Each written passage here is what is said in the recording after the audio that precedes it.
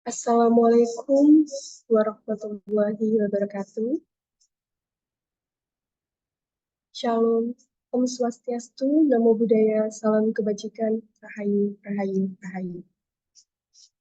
Kepada yang terhormat Bapak Dr. Ujang Syahrul Mubarak, SSSE MSIMM, selaku Dekan Fakultas Ekonomi Universitas Islam Kadiri.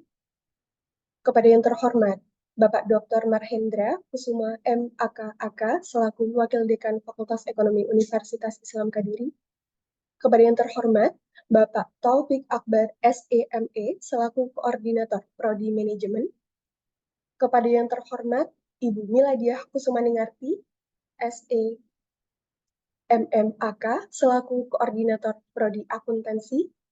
Kepada yang terhormat Ibu Zulfia Rahmawati SEMSEI dan Ibu Nastuti Winah SEMSI, selaku Koordinator Kelompok Studi Pojok Statistik Universitas Islam Kadiri.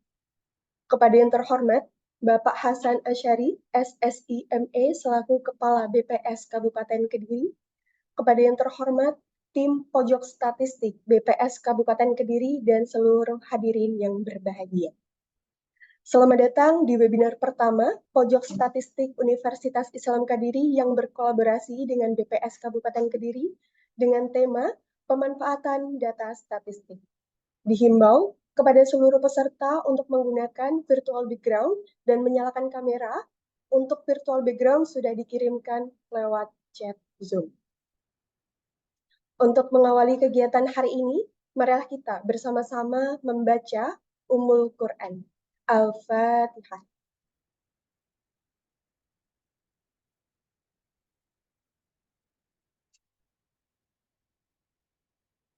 Amin.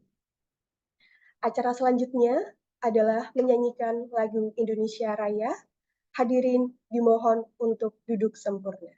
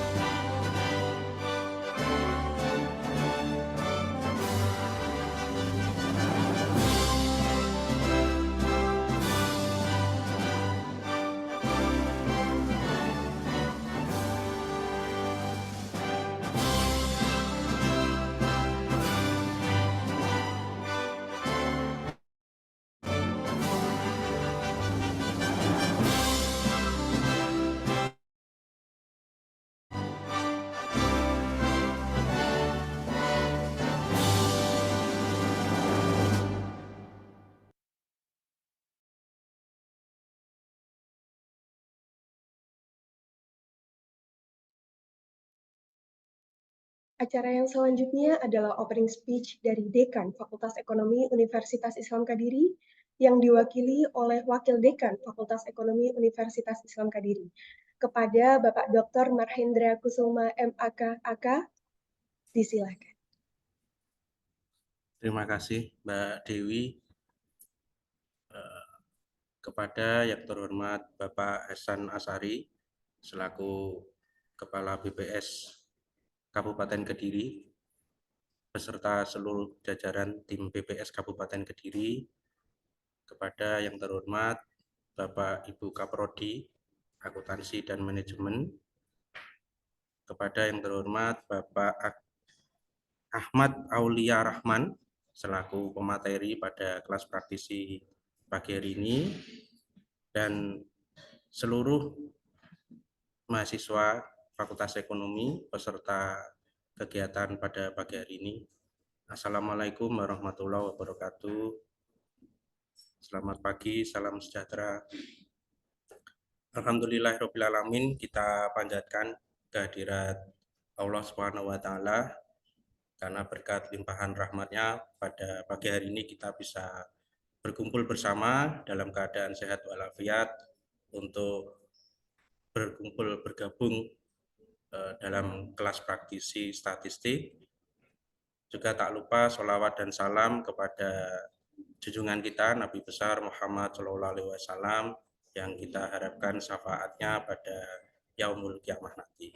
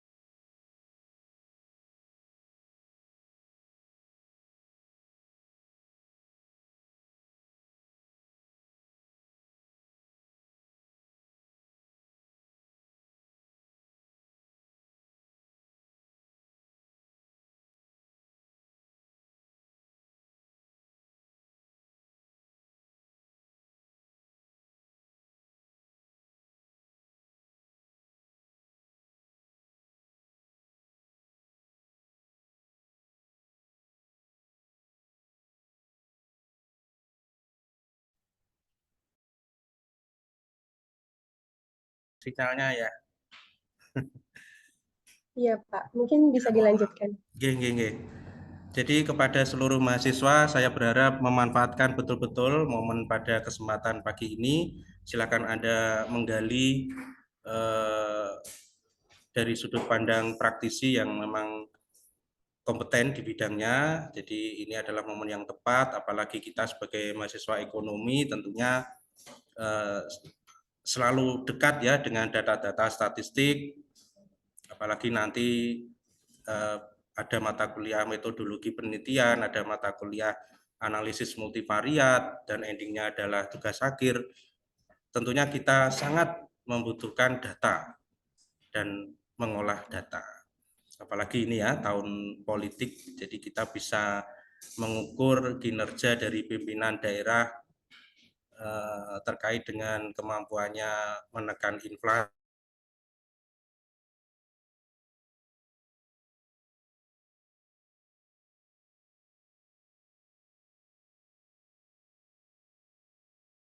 perubahan atau tidak.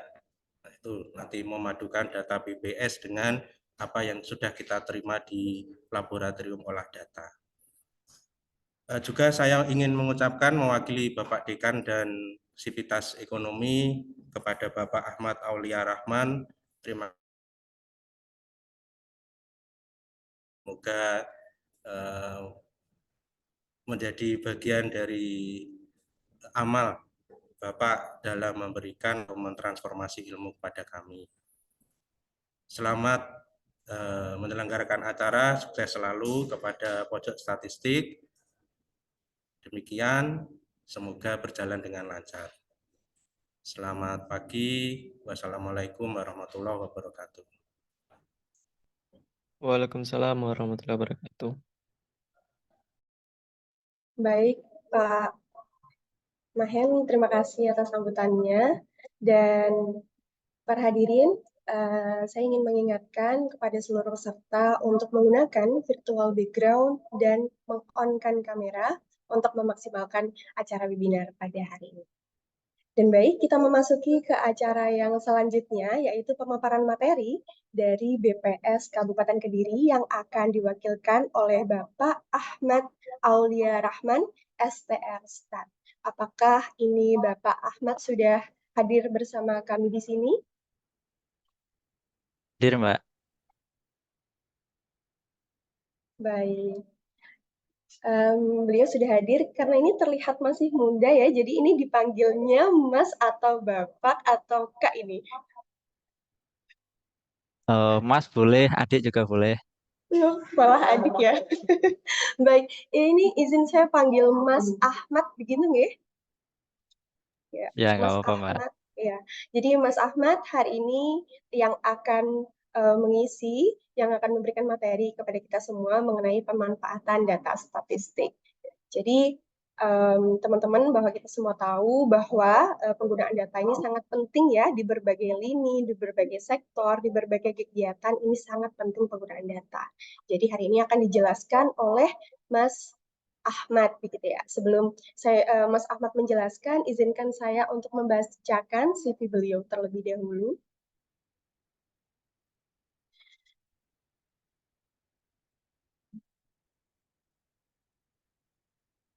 Baik diketahui, beliau ini merupakan statistisi pada peminatan statistik sosial kependudukan yang memiliki riwayat pendidikan terakhir di Politeknik Statistika STIS pada tahun 2020 sampai dengan 2024 dan memiliki sertifikasi profesi CDS ataupun sertifikat untuk data scientist seperti itu. Dan beliau ini memiliki riwayat organisasi terakhir, yaitu menjadi anggota Departemen Nasional Bidang Audit KMNU Perguruan Tinggi pada tahun 2022 sampai dengan 2023, dan pernah berprestasi dalam lomba infografis Festival Perbankan Syariah dengan mencapai juara 3 di tingkat nasional. Luar biasa sekali. Ini Mas Ahmad, pemateri kita hari ini. Dan kita semua tahu ya, khususnya ini untuk mahasiswa pasti relate ya dengan penggunaan data, apalagi kita nanti untuk output akhir dari studi kita adalah meneliti untuk memecahkan sebuah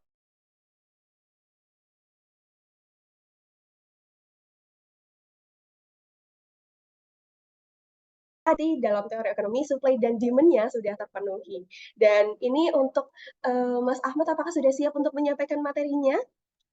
Siap, Mbak. Baik, jadi karena ini Mas Ahmad sudah siap, jadi dipastikan teman-teman mahasiswa untuk menyiapkan catatan alat tulisnya untuk bisa mencatat poin-poin yang akan disampaikan oleh Mas Ahmad terkait dengan materi hari ini. Baik, langsung saja Mas Ahmad bisa untuk menyampaikan materi ini. Ya, baik, terima kasih Mbak Dewi. Sebelumnya saya mohon izin untuk share screen dulu ya.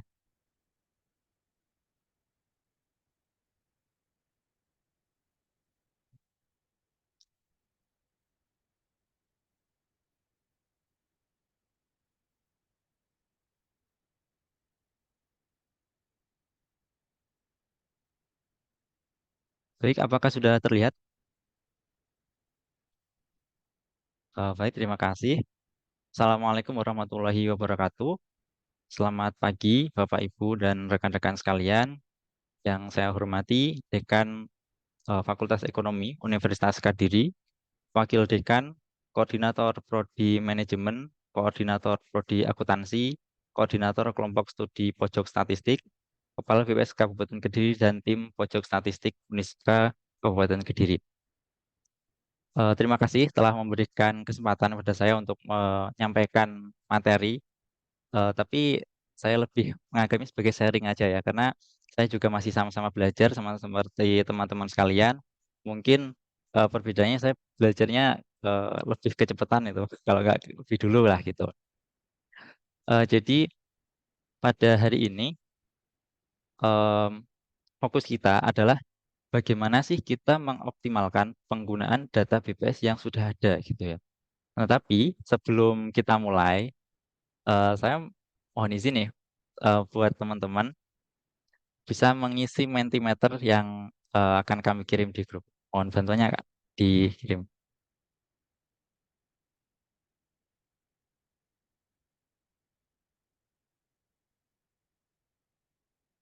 Nah, linknya sudah ada di chat Zoom ya teman-teman. Jadi bisa dibuka dan diisi.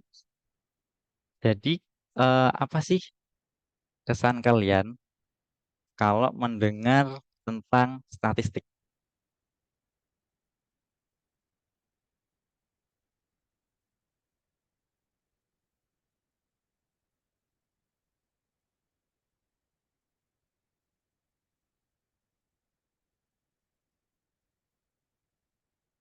Oh, ini data, angka, rumit. Kalau pakai HP bisa ya di scan barcode-nya yang di pojok kanan atas ya. Pusing. Waduh, ada yang pusing nih. Ini masih pagi loh. Terus status. Status apa nih? Hitungan. Rangkuman dalam angka. Wah, yang masih mendominasi data dan angka ya, teman-teman. Realita, kayak terbentur realita. Grafik.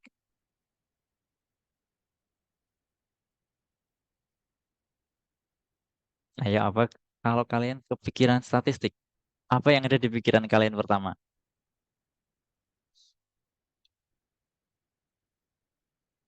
Wah, banyak ya. Asli, seru. Seru jika bisa memecahkan. Oke.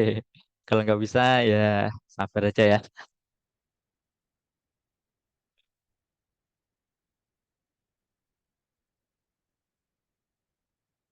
Trisulat, indikator takut. Apakah semengerikan itu?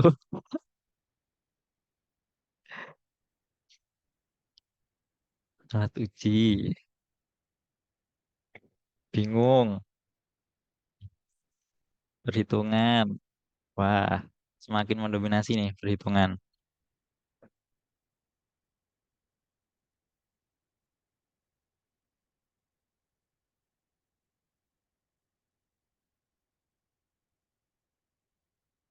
Oke, masih kita tunggu teman-teman. Masih 54 respons.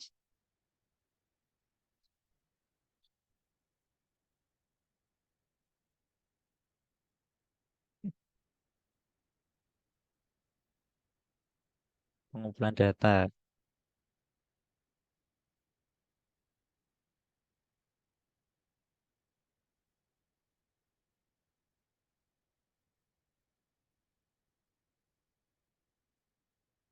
Angka penelitian yang valid. Oh, rangkuman data susah.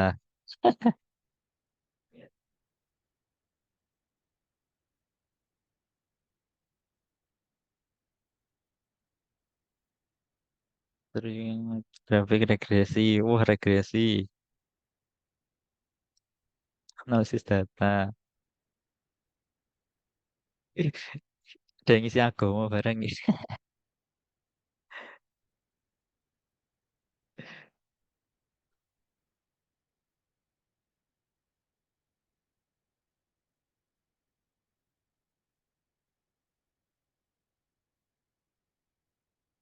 Masih terus berjalan ya responsnya ya.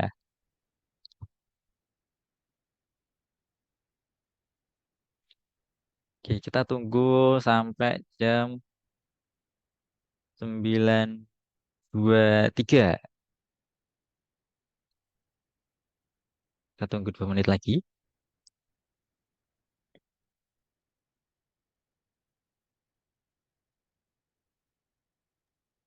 Ayo teman-teman mahasiswa yang belum mengisi, silakan untuk mengisi. Masih ada sekitar 18 orang lagi ya yang belum mengisi.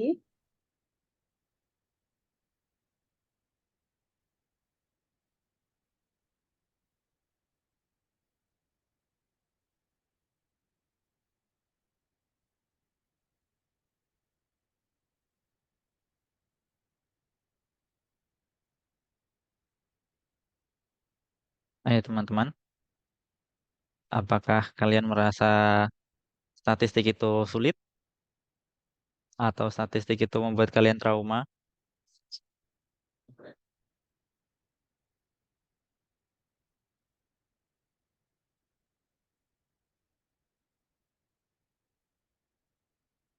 Oh, ini bisa ngisi lebih dari satu kali ya?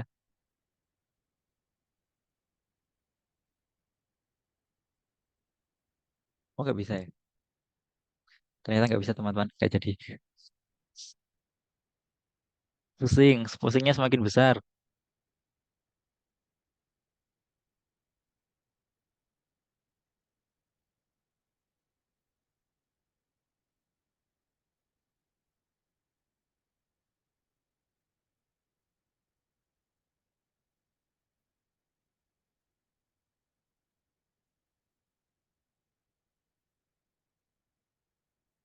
Oke, 1 menit lagi.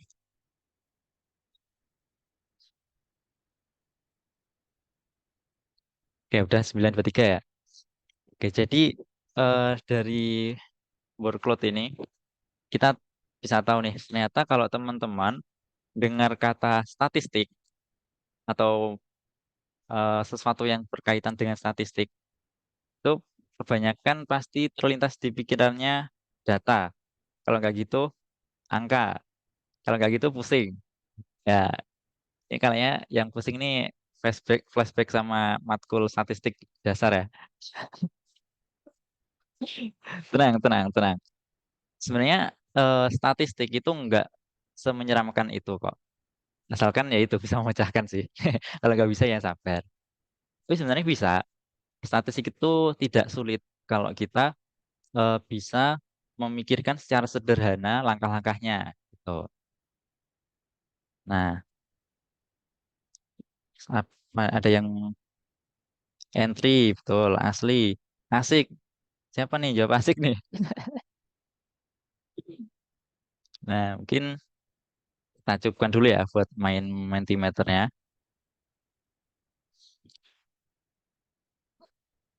Kita lanjutkan ke PowerPoint yang tadi.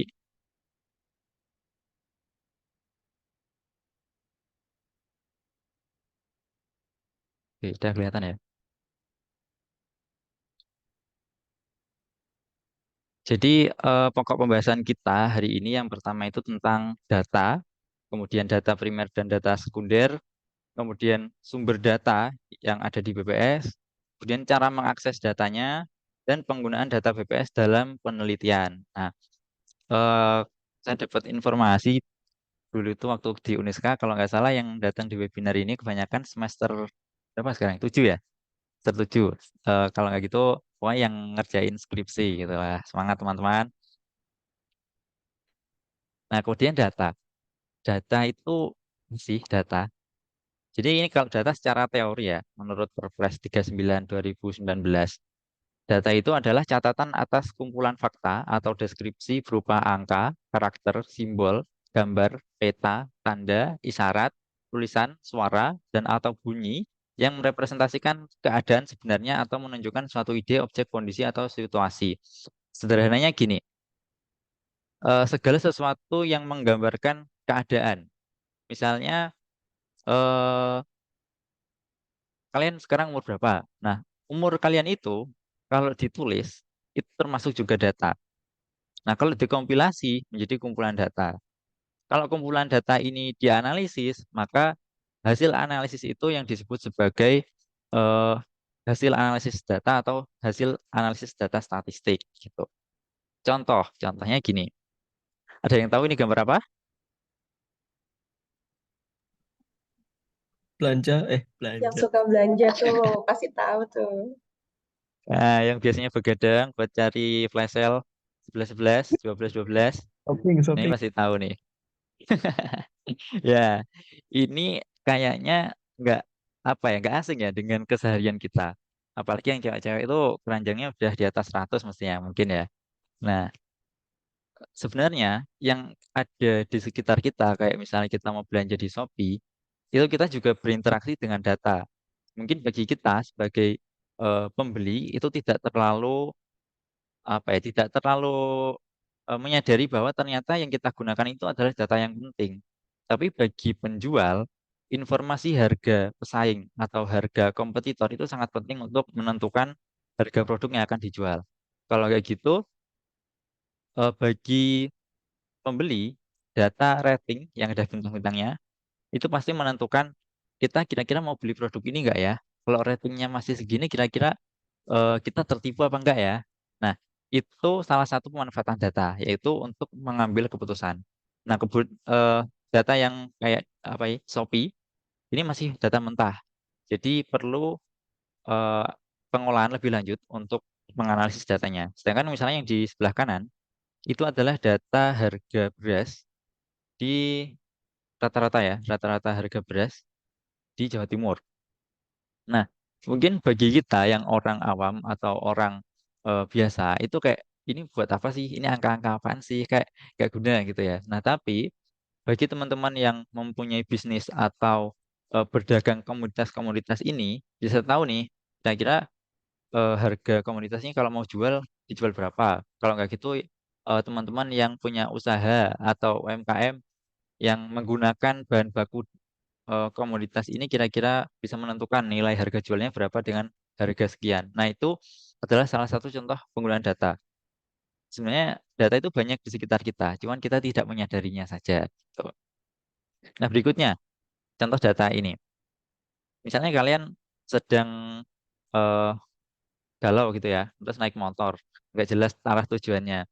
Nah, tiba-tiba eh, berhenti di tengah sawah yang nggak ada tanda-tanda kehidupan sama sekali. Nah, kalian haus. Misalnya kalian pengen naik es teh, kalian kemungkinan besar itu buka Google Maps untuk nyari es teh, atau kalian buka Mobile Legends. Google Map. Nah, Google Maps kan. Nah, itu adalah salah satu contoh data yang ada di sekitar kita. Jadi dari Google Maps ini, jika data ini diolah dengan baik dengan teknik yang sedemikian rupa, kita bisa tahu nih, kira-kira persebaran penjual es teh itu di mana sih, gitu. Kira-kira es teh yang paling enak, harganya paling murah, tapi ukuran cupnya paling besar itu sebelah mana. Nah, itu kita bisa tahu dengan memanfaatkan data. Nah, yang di bagian kiri kanan bawah itu adalah eh, ramalan cuaca. Bukan ramalan ya. Kalau ramalan kayak dukun nanti. Perkiraan cuaca, perkiraan cuaca. Nah, kalian pernah nggak menggunakan data perkiraan cuaca? Iya, pernah. Sering Oke, malah. sering untuk apa? Eh, Ketika kalau mau berangkat kuliah kan persiapan bawa payung atau jas, atau bisa juga ketika menjemur pakaian mau nyuci sekarang atau kapan gitu. Lihat cuaca terlebih dahulu. Nah, itu salah satu inovasi ya, inovasi yang sangat bagus untuk menentukan jadwal kita ubah-ubah, teman-teman. Jadi dengan kita mengetahui kapan akan hujan, kita bisa menentukan kira-kira kegiatan kita di luar itu kapan ya. Kira-kira kita menentukan jadwal kegiatan untuk indoor itu kapan ya. Nah, itu salah satu pemanfaatan data. Nah, data ini sebenarnya em, kalau kita nggak ada apa ya, nggak mengetahui bagaimana kegunaannya, data itu ya hanya sekedar angka gitu. Jadi nggak ada bedanya antara suhu apa ya ini ya suhu suhu sekitar dengan plat nomor kendaraan gitu. Jadi untuk mengetahui atau menggunakan data, kita harus mengetahui dulu data ini kegunaannya untuk apa dan interpretasinya bagaimana. Gitu. Nah, karena kebanyakan audiensnya mungkin sedang mengerjakan skripsi atau akan mengerjakan skripsi, kalau ini menurut pengalaman saya ya bisa sepakat, bisa tidak, ya ini preferensi masing-masing. Tips memilih data untuk penelitian. Mungkin teman-teman mahasiswa bisa untuk skripsi atau membuat paper. Kalau Bapak Ibu pegawai atau dosen mungkin bisa digunakan untuk membuat penelitian. Tips yang pertama untuk memilih data penelitian adalah yang pertama niat dulu. Jadi eh, teman-teman kumpulkan niat sekuat mungkin agar nanti tidak berhenti di tengah jalan. Tuh.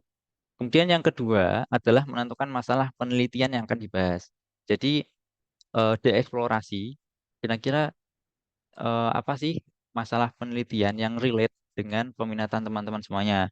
Kalau teman-teman peminatannya atau berminat di bidang agribisnis atau di bidang akuntansi, ya carilah masalah penelitian yang sesuai dengan minat atau eh, preferensi teman-teman. Jangan mencari penelitian yang mempersulit diri gitu ya. Jadi penelitian kalau menurut dosen saya ya, penelitian yang baik adalah penelitian yang selesai gitu. Jadi ini adalah awal banget, tentukan masalah penelitian yang kira-kira itu benar-benar bermasalah gitu. Ini masalah penelitian ya, bukan masalah hidup kalian ya. Terus tentukan grand teori dan konsep umum penelitian yang akan digunakan. Jadi setelah ketemu masalahnya, setiap masalah itu mungkin ada beberapa grand teori yang dapat digunakan. Nah, gunakan grand teori yang paling sesuai dengan masalah yang ada. Karena terkadang grand teori itu bisa menyelesaikan, bukan menyelesaikan, membahas beberapa masalah, tapi kadang juga kurang tepat gitu. Jadi perlu banyak membaca untuk menentukan grand teori dan konsep umum penelitian yang akan digunakan. Berikutnya adalah tentukan variabel yang digunakan berdasarkan penelitian terdahulu. Nah, ini penting karena terutama kalau yang skripsi ya, skripsi itu kan kalau bisa dikatakan sederhananya adalah menerapkan teori yang sudah ada. Nah, jadi untuk sebelum menentukan atau memilih variabel yang akan digunakan, dicari dulu penelitian terdahulunya itu ada apa enggak. Penelitian terdahulu ada yang berkaitan dengan variabel yang mau kita pakai apa enggak sesuai dengan masalahnya gitu. Setelah menentukan variabelnya, baru menentukan data apa yang akan digunakan.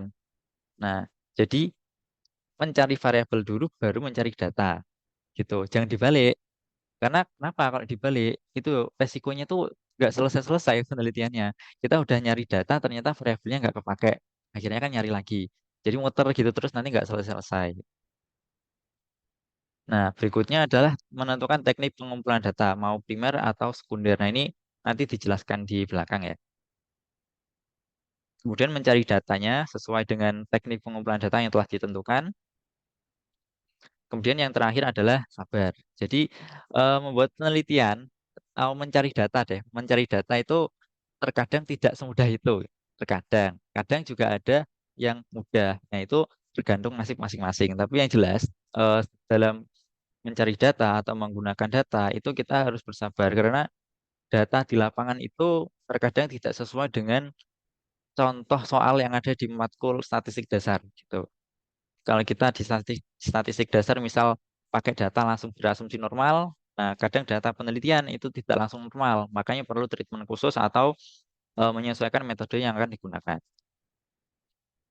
Nah terus manfaat data apa? Nah tadi di awal udah disclaimer dikit-dikit ya pemanfaatan data. Yang pertama itu adalah penyusunan rencana. Kayak misalnya eh, penyusunan mau membangun jalan, penyusunan rencana mau membangun pasar baru. Kalau masnya tadi penyusunan rencana mau mencuci baju. Nah, itu juga penyusunan rencana. Kemudian penetapan rencana. Terus berikutnya adalah pengendalian atau pelaksanaan. Nah, ini biasanya disebut sebagai monitoring ya, dengan kata lainnya monitoring. Jadi saat biasanya dalam kebijakan publik sih memang saat program itu berjalan, kita dalam periode tertentu itu memonitoring apakah eh, eksekusinya atau programnya itu sesuai dengan roadmap yang telah ditentukan atau tidak gitu. Karena dengan kita memonitoring menggunakan data, kita bisa tahu real dan pasti sebenarnya gimana sih keadaannya gitu. Kalau kita cuman kayak mengira-ngira saja, itu kemungkinan perkiraannya akan meleset gitu. Yang berikutnya adalah evaluasi pelaksanaan. Jadi setelah melaksanakan suatu program atau suatu kegiatan, teman-teman pastinya mengevaluasi kan. Nah, dasar evaluasinya itu yang menggunakan data agar objektif, tidak mengevaluasi yang menghakimi istilahnya kalau istilah saya. Jadi evaluasi yang sebenarnya kurang tepat, tapi karena tidak ada datanya atau mengevaluasi tanpa berdasarkan data, sehingga evaluasinya jadi melenceng dari keadaannya sebenarnya.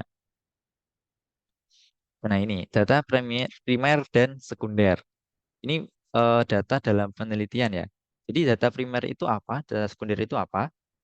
Data primer adalah data yang dikumpulkan sendiri oleh perorangan atau suatu organisasi secara langsung dari objek yang diteliti dan untuk kepentingan studi yang bersangkutan yang dapat berupa interview, observasi, dan lain-lain. Sedangkan data sekunder itu adalah data yang diperoleh atau dikumpulkan secara tidak langsung dari objeknya, melainkan dikumpulkan dari sumber lain, baik berupa studi-studi sebelumnya atau yang diterbitkan oleh berbagai instansi lain. Biasanya sumber tidak langsung berupa data dokumentasi dan arsip-arsip resmi. Sederhananya gini, Misalnya teman-teman mau skripsian gitu ya.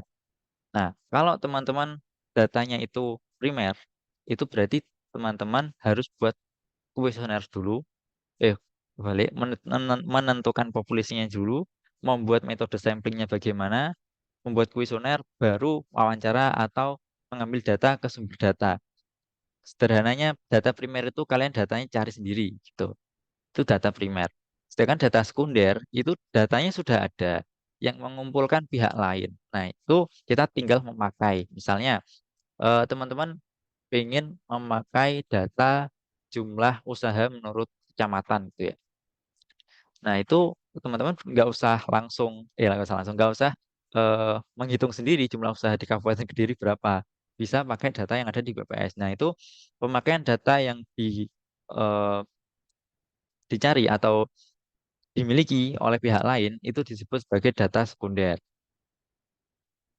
Nah, data primer itu juga memiliki kelebihan dan kekurangan. Kelebihannya, data yang diperoleh itu lebih akurat karena kita sudah mengatur perencanaannya dan metodenya. Kira-kira data yang kita cari itu apa gitu. Lebih up to date karena sesuai dengan time reference yang kita perlukan. Dan berikutnya data lebih spesifik dan relevan. Ya, karena itu kita di awal sudah menentukan kita mau penelitian apa, variabelnya apa, datanya apa. Sehingga kita bisa menentukan juga kita maunya cari kemana dan spesifiknya kemana gitu. Nah, tapi juga ada kekurangannya. Yang pertama, usaha yang dilakukan lebih besar. Ya tentu harus mempertimbangkan metode samplingnya, membuat kuesioner, kemudian melakukan pencacahan sendiri gitu. Misalnya menggunakan data pencacahan ya. Terus biaya yang dibutuhkan lebih besar. Ya, ini kalau yang bisa dibilang kelihatan mata ya, yang jelas itu mencetak kuesioner. Itu jelas menggunakan biaya yang lebih besar daripada kita sekedar mengambil data yang sudah tersedia. Kemudian memerlukan waktu yang lebih lama. Nah, ini waktu mengumpulkan data itu juga membutuhkan waktu. Nggak bisa kita misalnya wawancara gitu ya. Kita nggak bisa langsung memaksa 10 orang cepet ini diisi, itu nggak bisa. Kita juga harus melakukan pendekatan-pendekatan sehingga wawancara kita bisa berhasil gitu.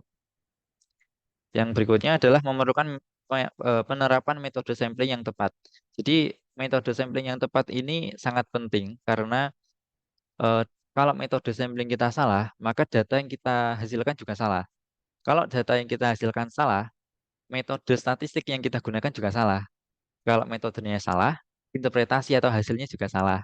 Nah, kebanyakan dari skripsi teman-teman saya yang pakai data primer itu mereka tuh kesalahannya di awal. Jadi metode statistiknya tuh udah kurang tepat sehingga ke belakang-belakangnya jadi ngikut kurang tepat semua gitu. Jadi kalau secara teori yang harusnya variabel A signifikan mempengaruhi variabel B karena pengumpulan datanya salah, hasil olah datanya variabel A menjadi tidak signifikan terhadap variabel B, tidak sesuai teori gitu. Nah, itu bisa jadi karena metode sampling yang salah. Kemudian kelebihan dan kekurangan data sekunder. Kalau kelebihan data sekunder, yang pertama usaha yang dilakukan lebih sedikit karena kita tinggal minta data jadinya. Kemudian lebih hemat biaya dan waktu, pengumpulan data lebih cepat, dan tidak menggunakan metode sampling karena data yang digunakan itu kan data yang kita ambil atau kita pakai itu pastinya kan sudah diambil atau dicacah lah oleh pihak lain gitu ya, sehingga metode samplingnya Pak kita harus menyesuaikan yang digunakan oleh pihak tersebut untuk mengambil datanya. Kekurangannya adalah data kurang up to date. Jadi kadang ada suatu kasus di mana kita memerlukan data terbaru gitu ya, data 2024. Tapi karena pihak bersangkutan itu belum melakukan pengambilan data di 2024, adanya 2023, ya kita tidak bisa memaksakan. Mau nggak mau kita pakai data yang terbarunya mereka yaitu 2023. Nah, eh, kekurangan berikutnya adalah penelitian harus sesuai dengan data yang tersedia. Kadang kita memiliki konsep atau ide penelitian yang sebenarnya sangat menarik, sangat-sangat inovatif, sangat kreatif gitu ya. Tapi ternyata datanya nggak tersedia. Nah, itu banyak yang seperti itu. Ya, itu memang salah satu kelemahan data sekunder. Nah, salah satu penyedia data yang digunakan baik oleh instansi pemerintah, swasta maupun perorangan adalah Badan Pusat Statistik. Nah, BPS sendiri itu memperoleh datanya itu dari dua sumber. Yang pertama itu sensus. Jadi sensus yang dikelola sendiri oleh BPS itu ada tiga. Yang pertama sensus penduduk, kedua sensus pertanian, dan sensus ekonomi. Sensus penduduk itu untuk menyajikan data dasar kependudukan, termasuk jumlah, komposisi, distribusi, dan karakteristik penduduk. Sedangkan sensus pertanian itu untuk menyajikan data dasar terkait kondisi pertanian yang ada di Indonesia, termasuk perubahan yang terjadi di sektor tersebut, dan sensus ekonomi untuk menyajikan data dasar terkait gambaran performa dan struktur ekonomi menurut wilayah, lapangan usaha maupun skala usaha. Nah, jadi sensus itu berbeda dengan survei. Bedanya apa? Kalau sensus kita mencacah semua unit observasi. Jadi kalau misalnya sensus penduduk ya, sensus penduduk Indonesia. Jadi yang didata itu ya semua penduduk yang ada di Indonesia gitu, dengan kondif-kondif yang sudah ditentukan. Kalau survei itu kita nggak mencacah semuanya, tapi sampel. Kita mengambil beberapa sampel dari semua populasi atau unit populasinya, semua unit di populasi gitu. Nah, ini survei yang dilakukan BPS. Sebenarnya survei BPS itu sangat banyak, tapi kita ambil beberapa saja karena kalau kita jelaskan semuanya nanti nggak selesai sampai besok waktunya. Nah, jadi kita ambil 4 survei yang dijadikan survei Indo atau survei. Dari survei ini banyak indikator-indikator yang diturunkan atau dihasilkan. Yang pertama survei Angkatan Kerja Nasional untuk mengumpulkan data ketenagakerjaan. Yang berikutnya ada survei Sosial Ekonomi Nasional untuk mengumpulkan data mengenai kondisi sosial dan ekonomi masyarakat Indonesia. Yang berikutnya ada survei harga perdagangan besar untuk mengumpulkan data statistik harga perdagangan besar sehingga dapat melihat perkembangan harga antar waktu. Yang berikutnya ada survei industri mikro dan kecil untuk mengumpulkan data industri mikro dan kecil. Nah, mungkin teman-teman pasti kalau yang udah mulai ngerjakan skripsi yang kuantitatif ya terutama, nggak asing yang namanya istilah populasi dan sampel. Tapi kadang juga ada yang bingung bedanya apa sih populasi dengan sampel. Jadi populasi itu keseluruhan. Kalau sampel itu sebagian dari populasi. Analogi sederhananya gini, misalnya eh, Mas Lutfi pengen membeli rambutan, satu ikat rambutan itu ya, yang isinya itu anggap aja 100 buah. Nah, Iya. Mas Lutfi kan pengen membeli rambutan yang manis, enak tuh ya pastinya ya Mas ya. Nah, Iya. untuk menentukan kira-kira ikat rambutan yang ini tuh manis atau asam, itu gimana? Pastinya kan disuruh mencoba kan. Iya. Nah, itu mencobanya itu satu dua buah apa semuanya Mas? Satu dua semua Ya, rugi. iya, satu dua kan. Nah, coba satu dua ini yang disebut sebagai sampel gitu. Jadi kita cuma mengambil sebagian untuk mengestimasi atau memperkirakan keseluruhan gitu.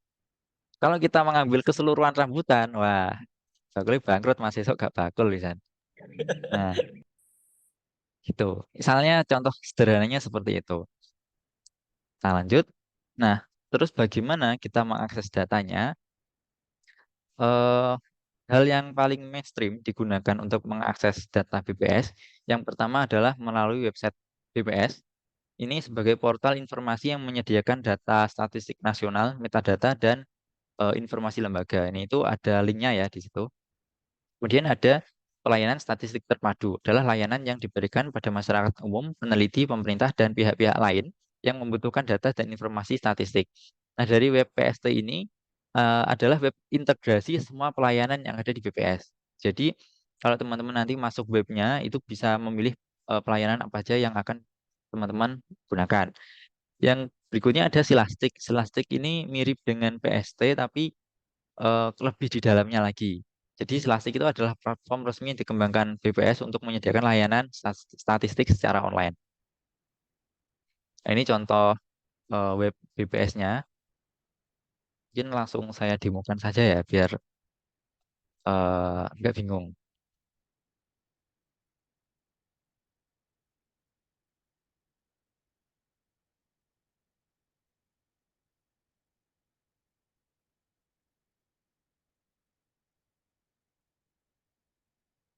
Oke, apakah sudah terlihat? Oke, sudah ya.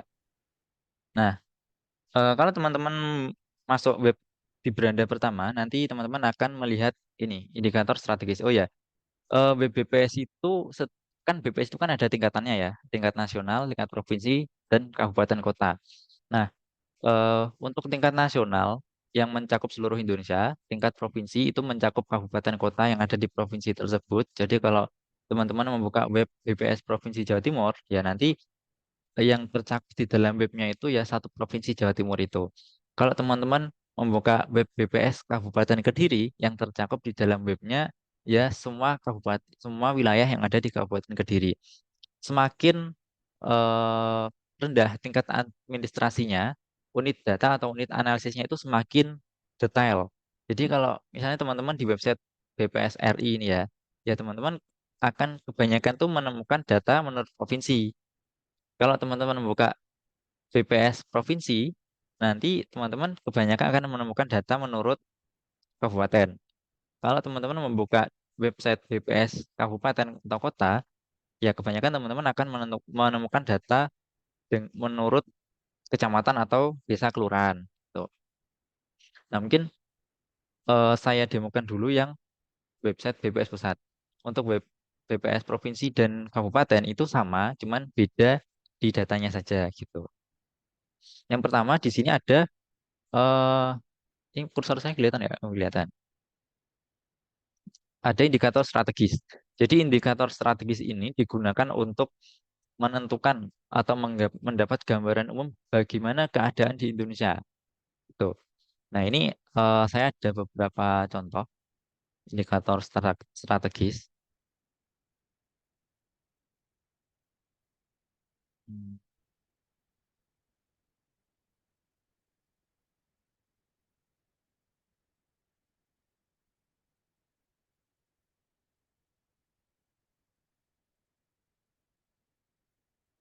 Sebenarnya indikator strategis itu banyak digunakan, banyak jenisnya ya.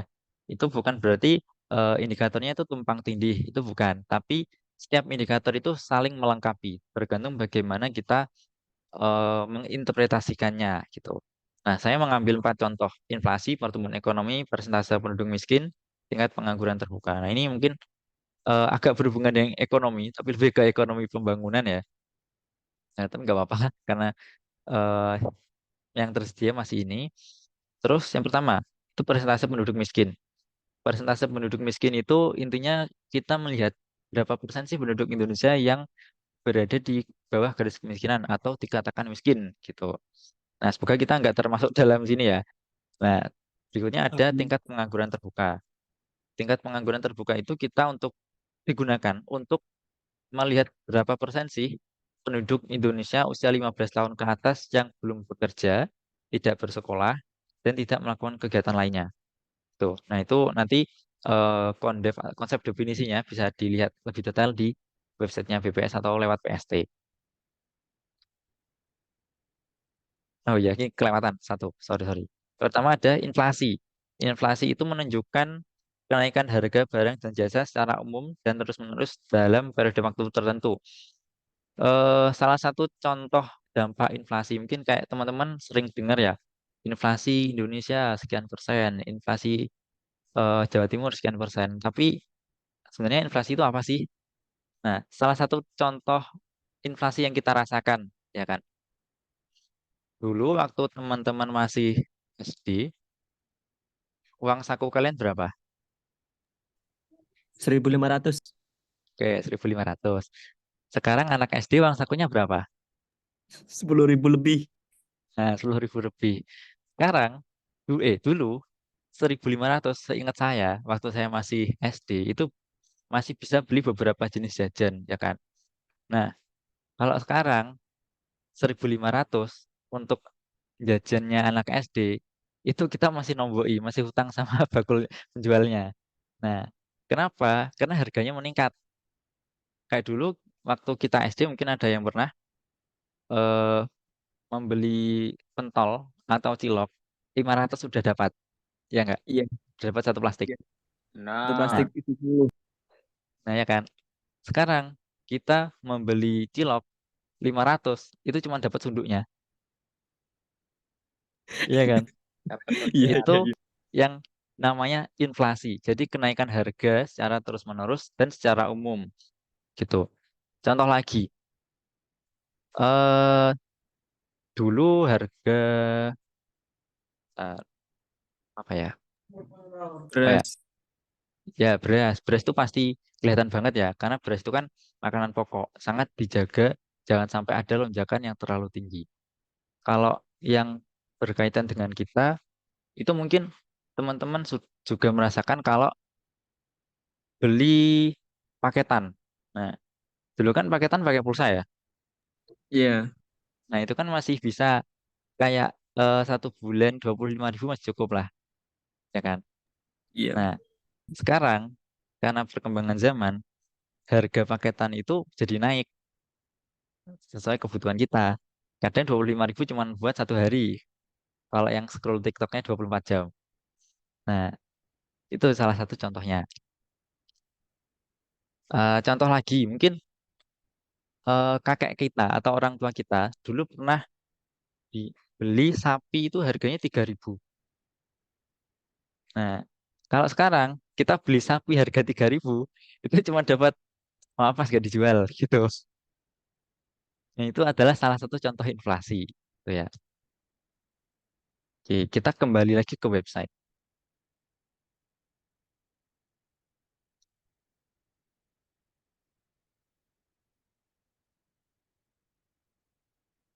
Nah, terus ini kalau teman-teman scroll ke bawah lagi, ini ada informasi terbaru. Ada berita resmi statistik, tabel statistik, publikasi, dan infografis. Nah, berita resmi statistik ini adalah berita resmi yang dirilis pemerintah untuk sebagai acuan bagaimana kondisi Indonesia sekarang, baik dari sisi ekonomi, sosial maupun sektor lainnya gitu ya. Sedangkan tabel statistik ini adalah tabel statistik yang baru dirilis oleh BPS. Jadi ada apa aja yang terbaru gitu ya. Kalau misalnya kita subscribe YouTube, ada video apa yang terbaru. Nah, itu dimunculkannya di sini. Terus publikasi. Nah, bedanya apa? Tabel statistik sama tabel statistik, publikasi, berita resmi statistik, dan infografis. Jadi kalau eh, berita resmi statistik itu adalah sekedar informasi yang singkat yang diberitakan oleh pemerintah untuk menunjukkan suatu kondisi. Itu berita resmi statistik. Sedangkan tabel statistik itu ya cuman berbentuk tabel gitu. Misalnya gini. Nah, ya tabel seperti ini aja gitu. Ini tabel statistik. Kalau publikasi itu di dalamnya terdapat tabel, terdapat grafik, kadang ada yang publikasi terdapat infografisnya juga, dan ada analisisnya, analisis deskriptifnya di situ. Jadi kenapa data ini sekian, kenapa data ini sekian, gitu, kenapa ini meningkat, kenapa ini menurun. Kalau misalnya teman-teman pernah dengar inflasi kita tinggi, itu ternyata disuplai dari harga cabai yang tinggi. Nah, itu ada di aplikasi analisisnya. Sedangkan infografis itu hampir sama dengan berita resmi statistik, cuman bedanya kalau infografis itu lebih informatif dan banyak gambar-gambarnya gitu, banyak ilustrasinya sehingga lebih menarik untuk dilihat.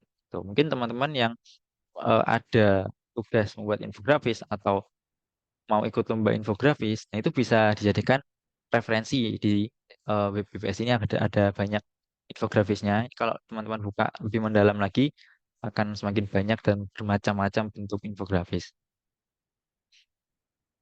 Terus yang bawahnya ini ada berita kegiatan BPS. Jadi kayak kegiatan BPS itu seperti apa, nanti bisa dilihat di situ. Nah, terus berikutnya kalau di bagian atas ini kan ada beberapa menu ya.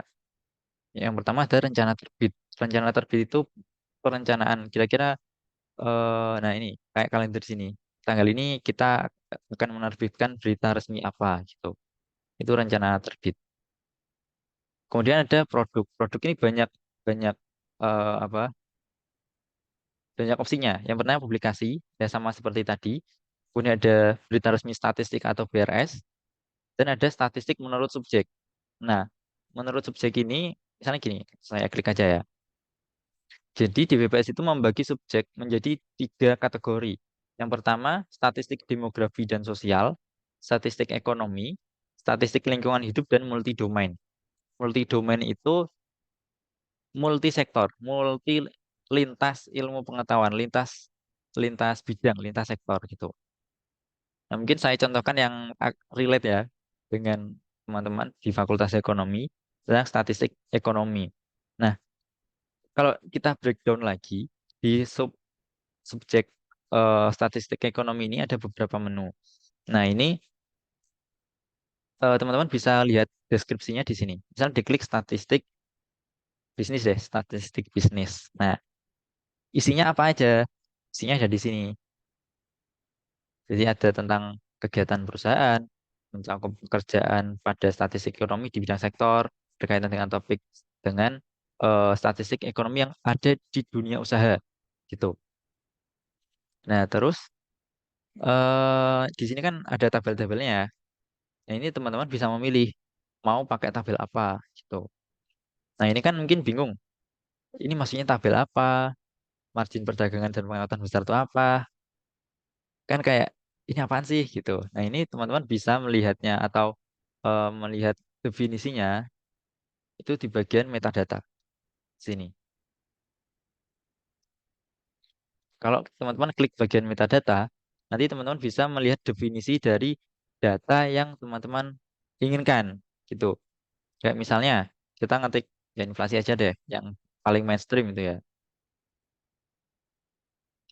Bisa nggak ya?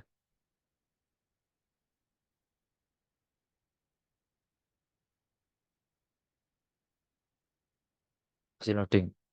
Sebentar.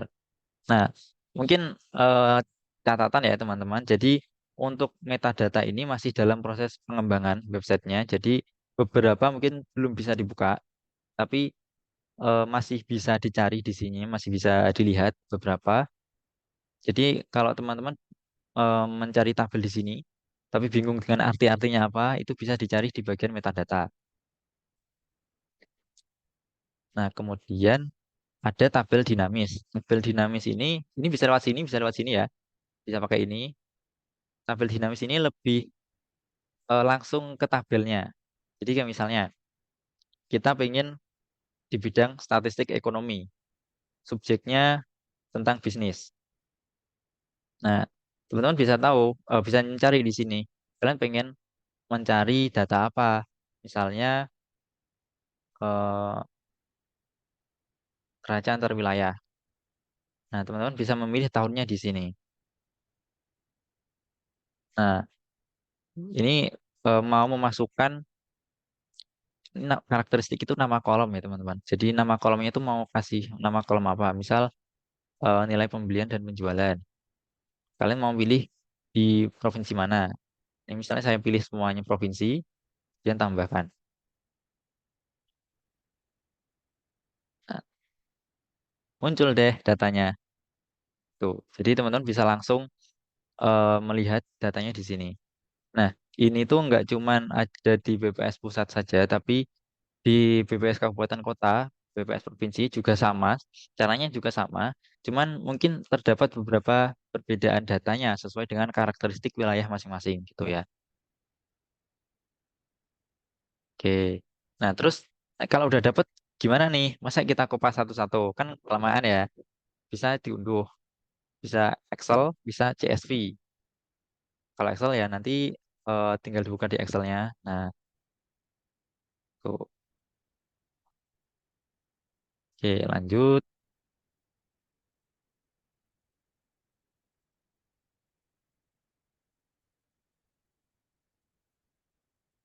Nah, kemudian di sini ada data sensus.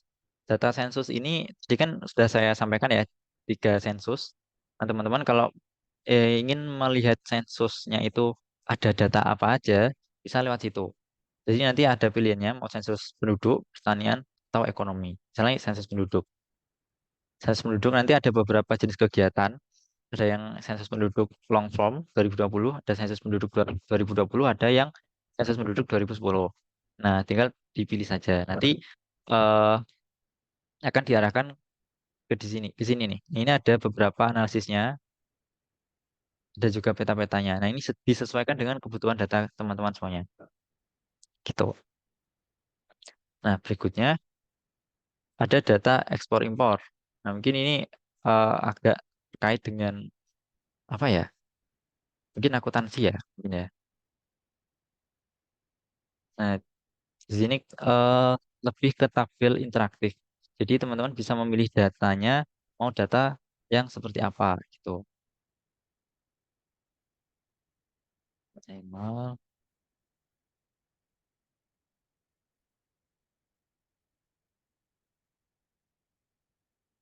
Nah, kalau ada data yang muncul seperti ini, data impor tidak tersedia, berarti ini masih dalam proses pengembangan. Datanya masih belum diupload ke database gitu. Nah, terus gimana kalau membutuhkan datanya? Coba cek di publikasinya. Dicari di search aja publikasi ekspor impor atau eh, terkait dengan ekspor impor. Nanti bisa dicari di situ gitu. Nah, kayak ada nggak ya?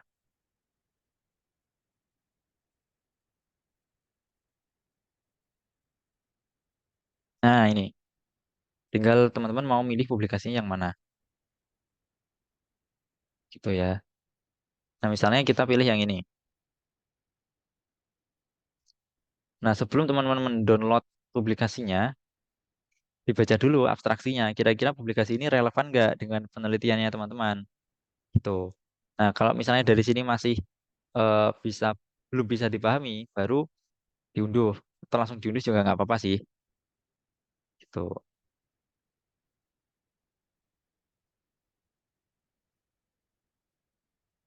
Berikutnya direktori pasar. Direktori pasar itu adalah data penyimpanan pasar seluruh Indonesia.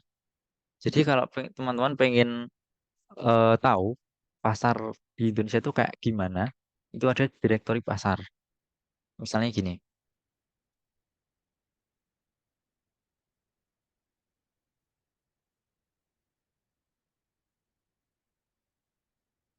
kayak misalnya toko swalayan gitu ya.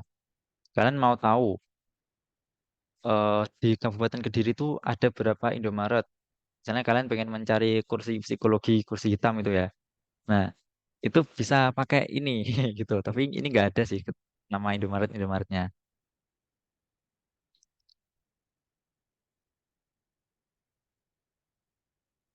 Nah, seperti ini.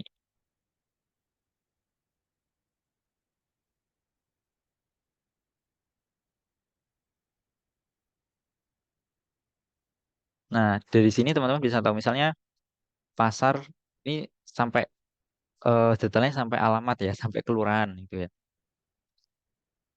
Di info ini teman-teman bisa tahu pasar ini tuh ada di mana, waktu bukanya kapan, pengelolanya siapa dan pedagangnya siapa gitu.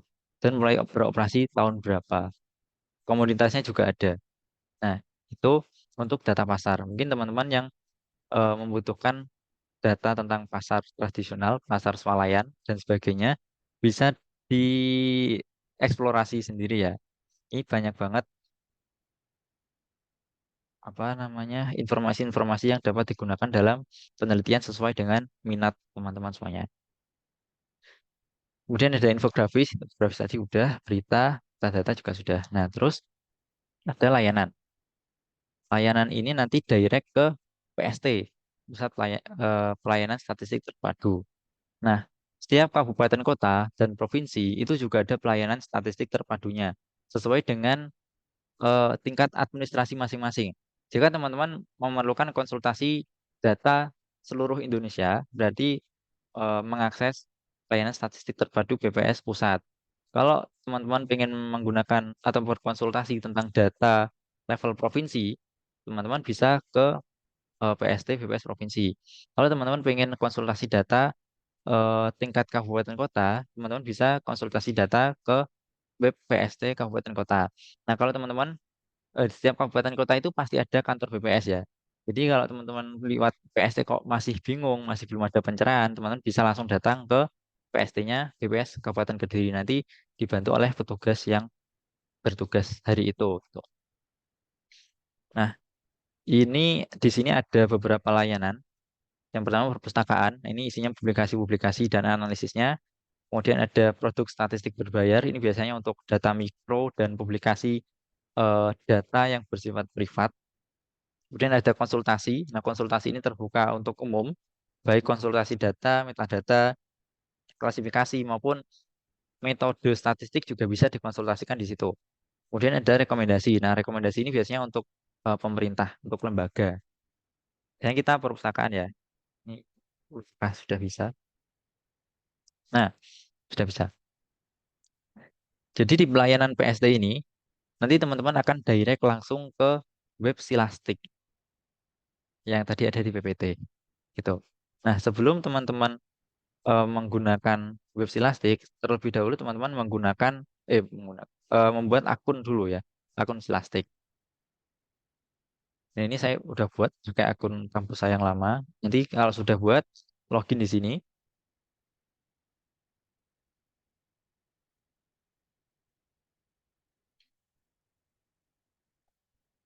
Bentar ya teman-teman, agak lemot jaringannya.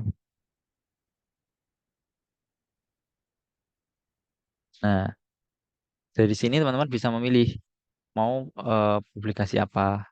Tuh, mungkin apa ya? Kita pakai keyword ekonomi.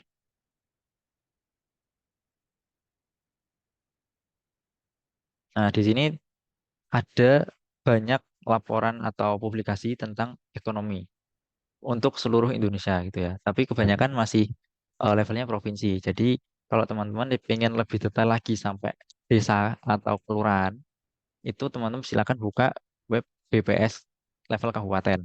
Gitu. Terus di sini ada produk statistik berbayar. Nah, ini kalau teman-teman pengen menggunakan data mikro, seperti tadi yang kan ada Sakernas, Susenas, terus eh, ZBP, IMK. Nah, itu data mikronya menggunakan eh, apa ya? Untuk mengaksesnya itu harus membayar suatu nilai tertentu yang telah ditentukan untuk BPS. Nah, nanti nilai atau uang yang hasil penjualan data ini digunakan sebagai pemasukan negara non pajak gitu. Jadi tetap kembali lagi ke negara. Nah, jadi mungkin kalau teman-teman login dengan akun sendiri akan sedikit berbeda dengan punya saya karena ini saya login pakai akun kampus, makanya view-nya agak berbeda. Dan saya sudah pernah menggunakannya beberapa kali, jadinya udah ada kayak gini-gininya. Nah, di sini eh, nanti hari ini, oh ya, jadi melalui web Silastik ini teman-teman bisa konsultasi. Nanti di belakang aja kita bahas konsultasinya. Yang pertama ada data mikro.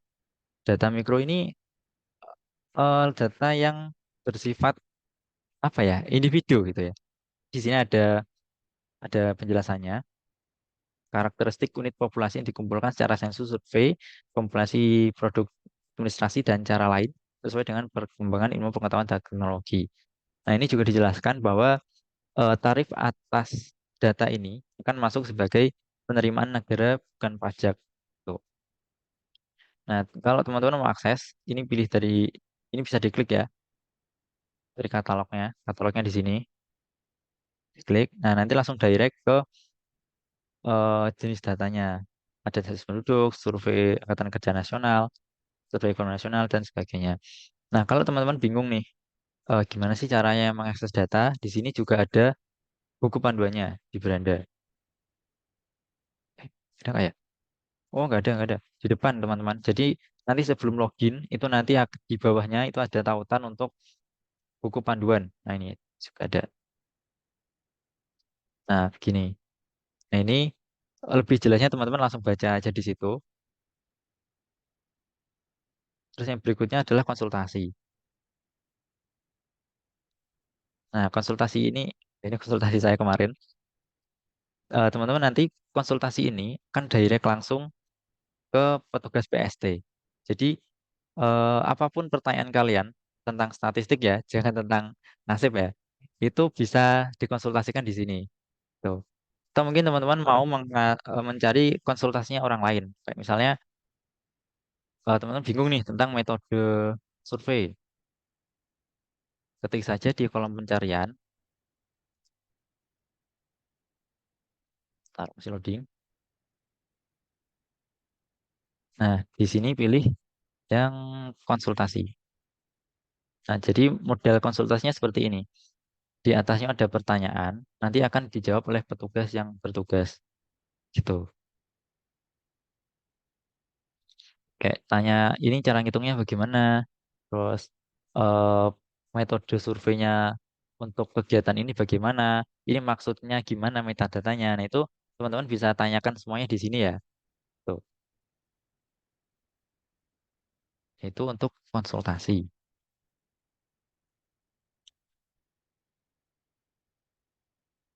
Hmm, Nah, mungkin untuk lebih jelasnya tentang, oh iya, ini di Silastik itu, jadi jenis data kita itu ada data mikro, publikasi, peta Wilkerstat. Peta Wilkerstat itu peta bukan peta Indonesia saja ya, tapi peta dengan tingkat ketelitian yang tinggi gitu. Ini ada contoh gambarnya. Nah, peta Indonesia menurut kecamatan. Jadi petanya itu benar-benar ukurannya itu besar dan detail setiap kecamatan. Ini ada per desa gitu. Nah, ini biasanya digunakan untuk penelitian yang lebih lanjut ya.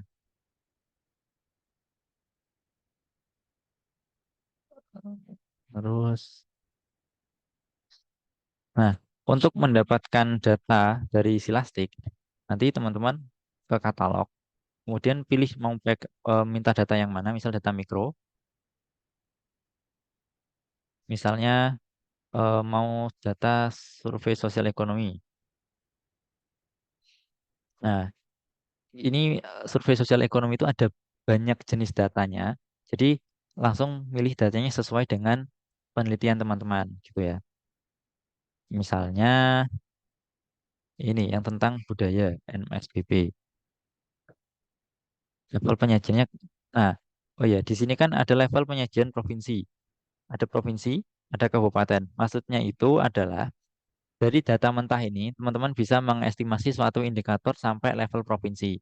Kalau di sini, teman-teman bisa mengestimasi suatu indikator sampai level kabupaten. Tuh. Nah, ini nanti kayak kurang lebih sama kayak check out di Shopee ya, cuman tampilannya aja berbeda gitu. Jadi nanti teman-teman milih variasinya, datanya itu mau data yang mana seperti itu. Oke, mungkin itu untuk cara memperoleh datanya. Sebelumnya mungkin lebih jelasnya ya, saya ada sedikit video pendek, tapi ini bukan video meme. Ini video tentang PST.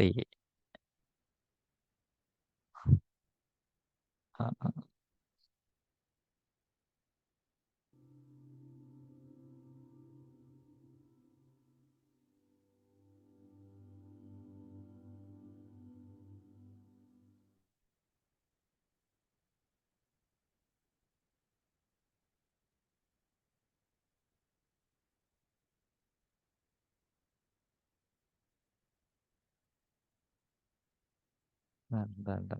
Nggak ada suaranya.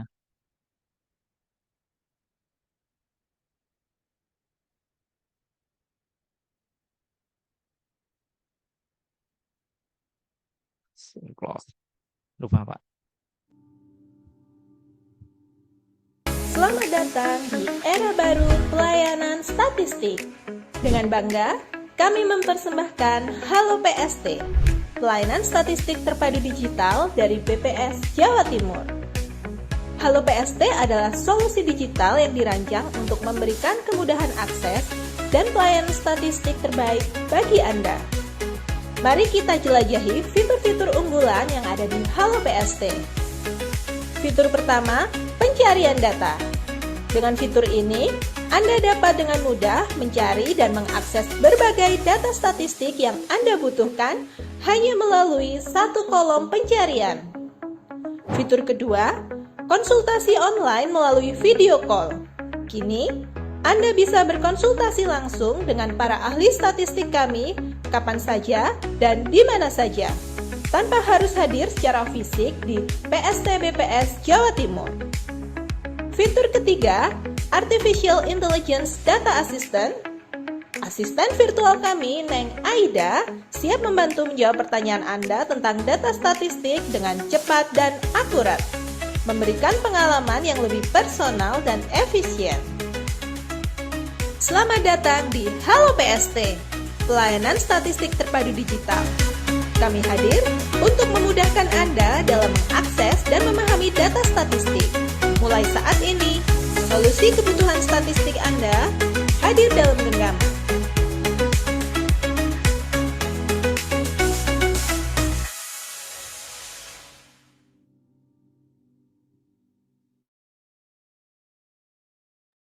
Nah, itu video singkat tentang PST kami.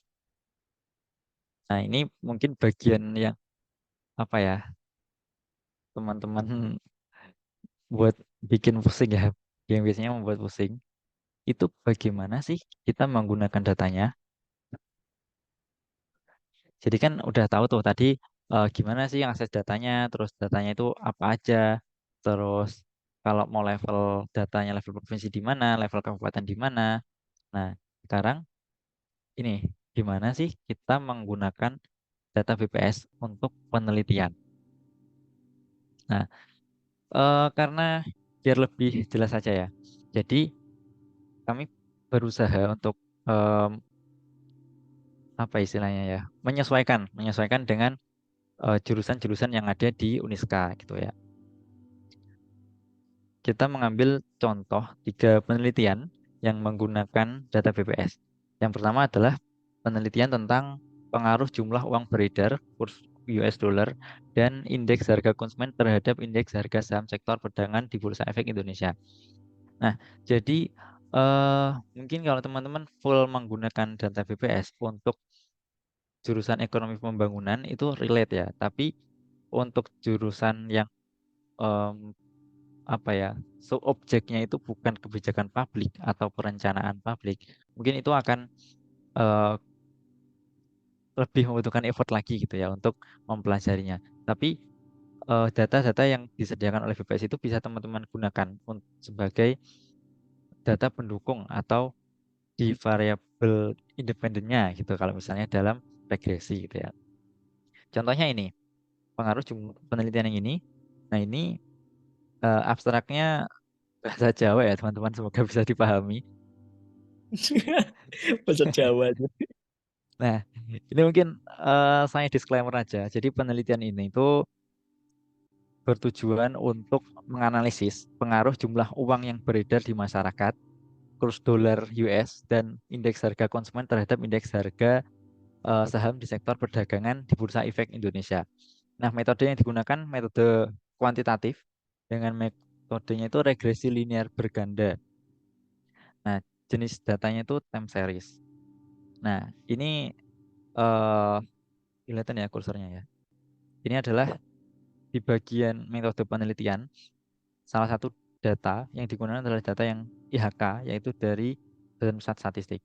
Nah, ini bisa mendukung apa ya, penelitian kalian gitu, karena BPS itu menyediakan data itu nggak cuma sekedar angka, tapi juga dijelaskan di situ bagaimana proses perhitungannya sehingga diperoleh angka segitu. Dijelaskan juga cara menginterpretasinya atau cara menggunakan biar kita memahami sebenarnya ini tuh angka apa sih gitu. Juga dijelaskan.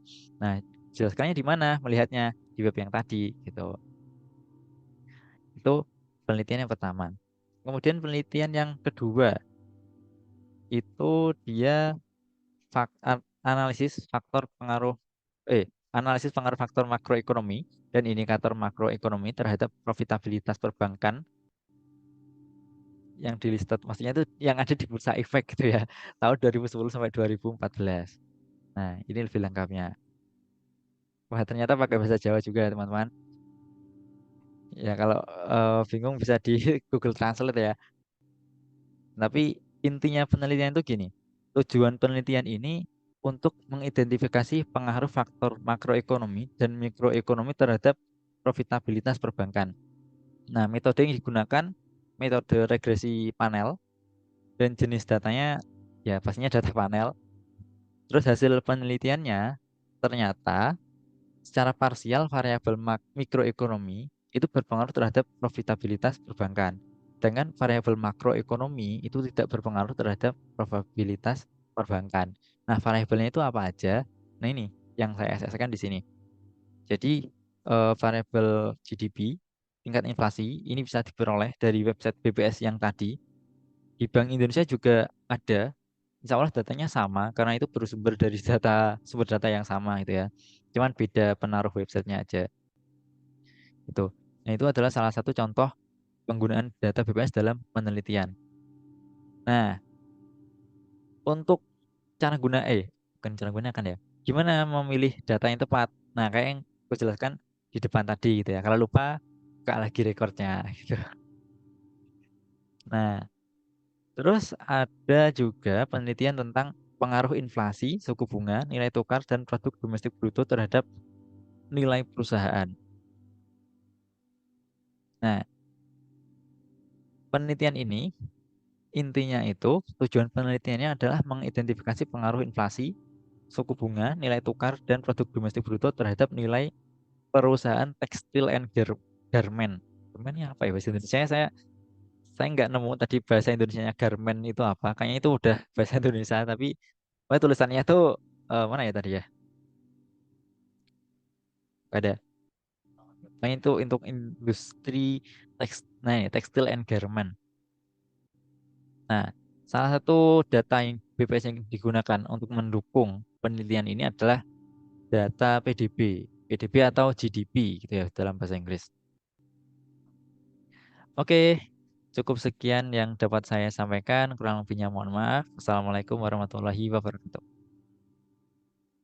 Waalaikumsalam warahmatullahi wabarakatuh. Terima kasih Mas Ahmad sudah memberikan materi yang sangat luar biasa dan sangat komprehensif ya, mulai dari definisi data, penggunaan, jenis, lalu cara mengakses data itu bagaimana, dan lengkap sekali gitu untuk materi hari ini.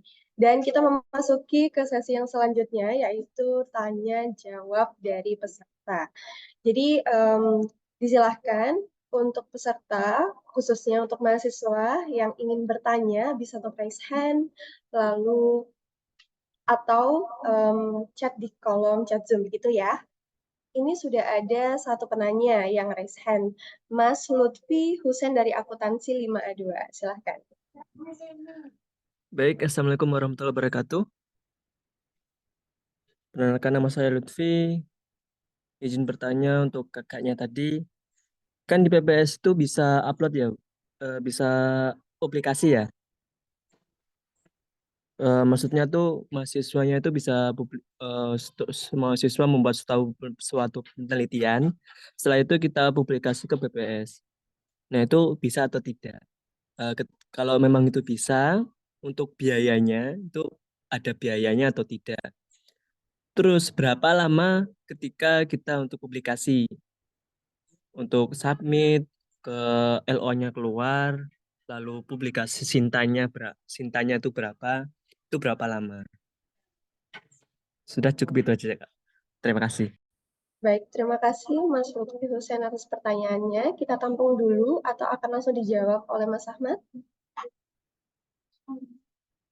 Baik, ini sepertinya ditampung dulu ya. Jadi untuk pertanyaan selanjutnya, silahkan untuk rekan-rekan mahasiswa untuk menanyakan, mumpung ada partner ataupun ada ahlinya nih. Jadi sayang kalau tidak dimanfaatkan begitu ya. Ataupun untuk teman-teman mahasiswa yang sedang mempersiapkan penelitian untuk semester selanjutnya atau sedang melakukan penelitian, silahkan untuk bertanya.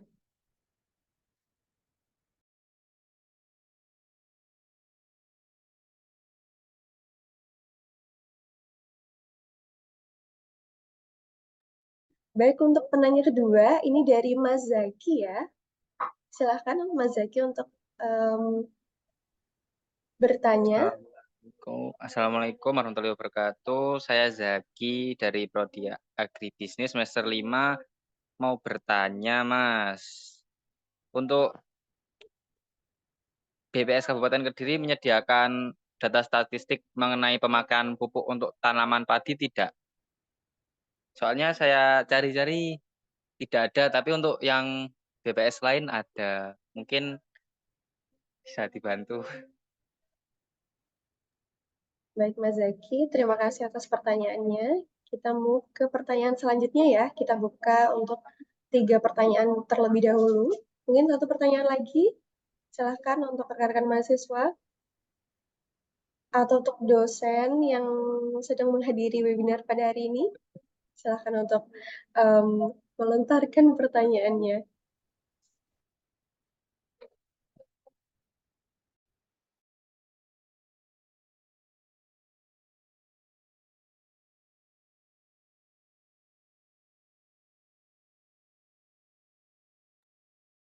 Ini ada pertanyaan titipan yang dimention ataupun diutarakan, yaitu dari Hana Wijaya. Beliau ini bertanya, apakah ada data konsumsi rokok di BPS Kabupaten?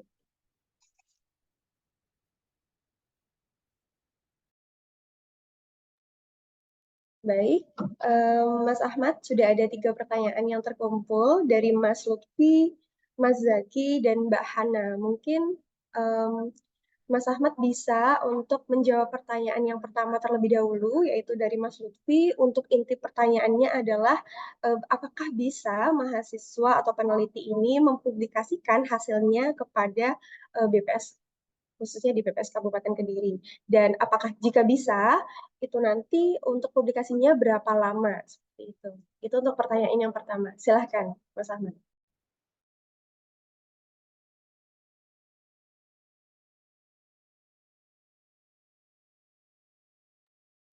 Oke, baik. Terima kasih atas pertanyaannya. Oke, yang pertama ya, publikasi jurnal di BPS. Publikasi jurnal di BPS itu sebagian satker itu ada, sebagian juga tidak ada. Nah, kalau di kami publikasi jurnal itu melalui isi di sos ya, kalau nggak salah tulisannya gitu, atau melalui Seminar Nasional Official Statistik. Nah, itu melalui kampus STS. Nah, kampus STS itu kan miliknya BPS gitu ya. Jadi teman-teman kalau misalnya berminat dengan eh, mau publish jurnal di situ, boleh. Itu lebih ke seminar nasional sih. Tapi juga nanti dipublish sebagai proceeding. Kalau misalnya nanti dapat apa sebagai kategori paper terbaik atau berapa paper terbaik, berapa besar paper terbaik itu nanti bisa di apa namanya dipublish di jurnal STATIS gitu, atau jurnal official statistik. Nah, untuk Sintanya Sinta berapa? Kalau yang ICD SOS itu Sinta 2. Kalau yang seminar nasional itu belum saya konfirmasi lagi untuk Sinta terbarunya berapa gitu ya. Nah, tapi yang jelas yang ICD SOS itu kan level internasional sehingga Sintanya Sinta 2 dan biayanya berapa? Biayanya gratis. Nah, terus eh, berapa lama waktunya? Nah, itu setiap tahun berbeda-beda ya. Tapi kemarin saya submit di seminar nasional itu kurang lebih sekitar 1 sampai 1,5 bulan gitu. Baik, baik, Kak. Baik, Mas Lutfi, jadi untuk pertanyaannya sudah terjawab ya. Ya, Jadi sudah. publikasi bisa dilakukan sesuai dengan standar yang sudah ditentukan sebelumnya. Jadi sudah Baik, terjawab ya. Baik, siap, kita siap. beralih ke pertanyaan yang kedua, yaitu dari Mas Zaki, dari pertanian ya. Pertanyaannya adalah, apakah ada data mengenai pemakaian pupuk tanaman padi yang disediakan oleh BPS, khususnya di BPS Kabupaten Kediri? Silahkan, Mas Ahmad, untuk menjawab pertanyaannya.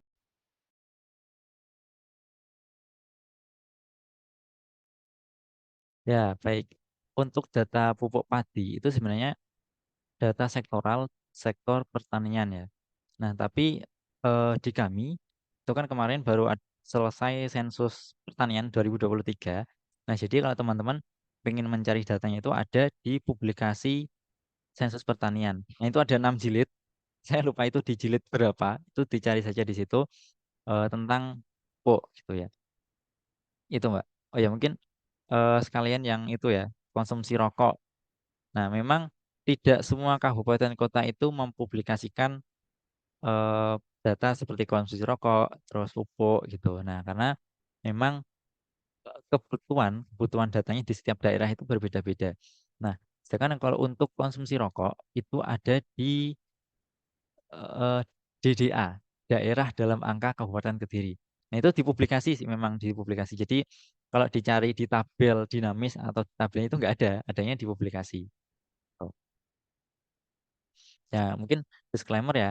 eh, Sebenarnya di tabel-tabel atau tabel-tabel tentang suatu data-data itu banyak, tapi adanya di publikasi sehingga tidak ada di tabel dinamis yang tadi saya praktekkan gitu. Karena apa? Terkadang suatu tabel itu perlu dijelaskan gitu ya. Karena kalau nanti cuman dipublish di website tanpa ada penjelasannya, nanti resiko salah tafsir. Nah, itu kan berbahaya, apalagi ini adalah data publik. Makanya dibuatlah publikasi itu untuk meluruskan interpretasi dan cara penggunaan datanya. Seperti itu. Baik, terima kasih atas jawabannya Mas Ahmad. Tadi untuk jawaban sekaligus menjawab pertanyaan dari Mas Zaki dan Mbak Hana. Jadi untuk data pemakaian pupuk tadi ada ya di publikasi pertanian ya Mas ya? Sensus Pertanian Sensus 2023. pertanian, ya, sensus pertanian. Dan untuk Mbak Hana, untuk data konsumsi rokok itu mungkin di setiap kabupaten atau kota tidak semua menyediakan data, jadi sesuai dengan kebutuhan dari masing-masing daerah. Seperti itu. Baik, 3 pertanyaan pertama sudah terjawab. Dan mungkin kita buka, karena masih ada waktu, kita buka untuk sesi pertanyaan yang kedua. Selagi menunggu pertanyaan yang kedua, saya izin mengingatkan untuk mengisi absensi untuk webinar kali ini untuk mendapatkan sertifikat yang akan diterbitkan oleh BPS Kabupaten Kediri. Untuk link absensi sudah di-drop di kolom chat Zoom, begitu ya. Jadi untuk rekan-rekan mahasiswa diharapkan segera mengisi absensi yang sudah ada. Seperti itu. Baik, apakah masih ada yang bertanya?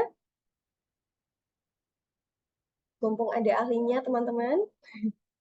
Sayang kalau tidak dimanfaatkan ya.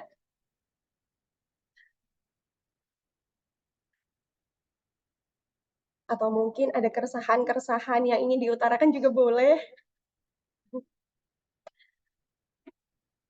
Jadi memang manfaat data itu banyak sekali dan ternyata data itu penting sekali karena data itu bisa mempengaruhi cara kita dalam mengambil keputusan.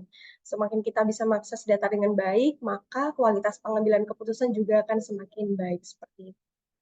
Apalagi untuk teman-teman mahasiswa yang mau penelitian pastinya butuh data dan BPS sudah menyediakannya, jadi pergunakanlah. Dan itu gratis ya Mas Ahmad untuk menggunakan datanya. Ya, untuk data yang kita publish di publikasi maupun di tabel itu tidak berbayar ya, bisa langsung dipakai gitu. Baik, terima kasih. Baik, ini masih ditunggu ya untuk pertanyaan yang selanjutnya untuk teman-teman atau rekan-rekan mahasiswa yang ingin bertanya terkait dengan mungkin ada rencana penelitian apa gitu, bisa dikonsultasikan nih ke Mas Ahmad.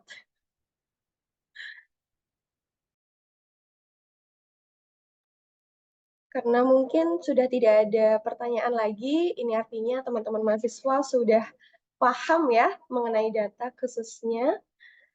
Baik, jadi kita menuju ke sesi yang selanjutnya. Karena memang hari ini setelah terlaksana webinar, ini artinya kita harus melakukan foto bersama untuk mendokumentasikan acara pada pagi hari ini.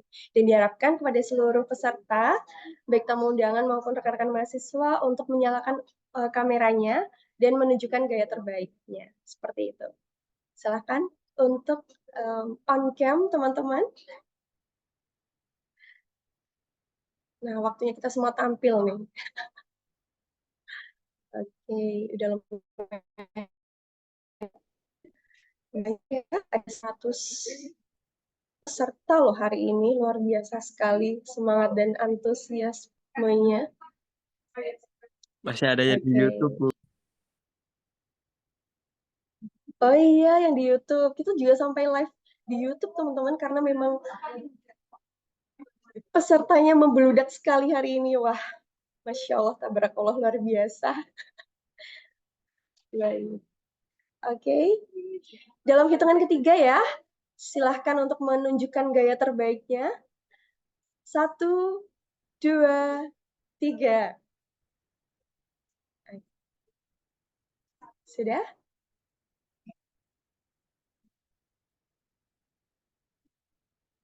Sudah? Oke. Kita menuju ke slide yang selanjutnya. Oke. Ke slide yang kedua. Tapi teman-teman terus bergaya ya, karena takutnya nanti teman-teman ada di slide kedua nih. Jadi harus tetap bergaya. Oke. Operator sudah siap ya? 1, 2, 3. Oke. Kita menuju ke slide yang ketiga. Karena banyak sekali, Masya Allah. Ini luar biasa mahasiswa Uniska. Oke. 1, 2, 3. Oke. Kita menuju ke slide yang keempat. 1, 2, 3.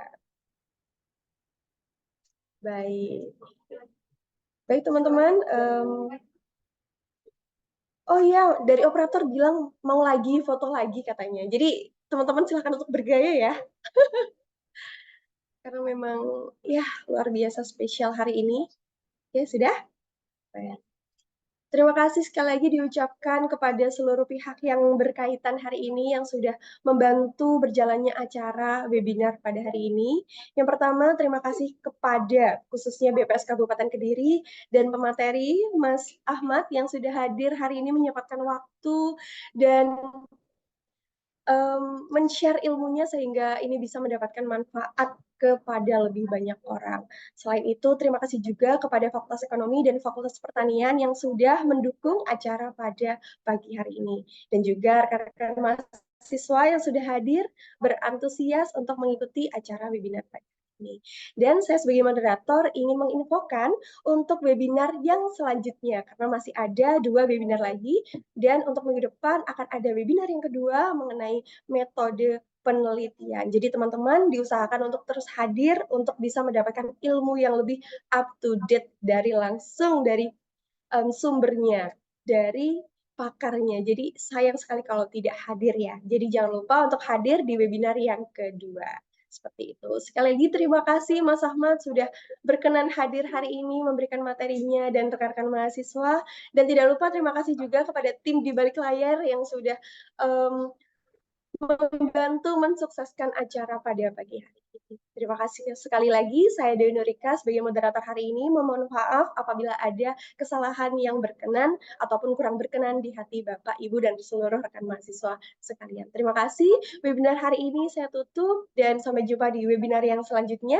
Jangan lupa terus menjaga kesehatan. Dan wassalamualaikum warahmatullahi wabarakatuh. Waalaikumsalam warahmatullahi Waalaikumsalam wabarakatuh. warahmatullahi wabarakatuh. Waalaikumsalam warahmatullahi Dadah. wabarakatuh, Mbak Dewi. Dadah.